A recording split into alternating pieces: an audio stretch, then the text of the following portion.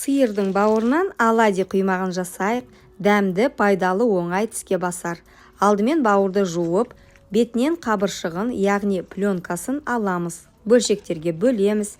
Ет тартқыш немесе блендерден өткіземіз. Пиязды майдалап турап, кішкене сұйық майға қуырып аламыз.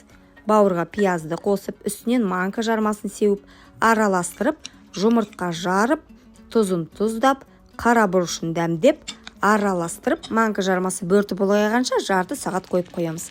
Енді антипригарлық асты күймейтін табада кішкене ғана сұйық маймен, орташа отта үлкен ас қасықпен құймақты құйып, әр жағын 4-5 минуттан қуырамыз.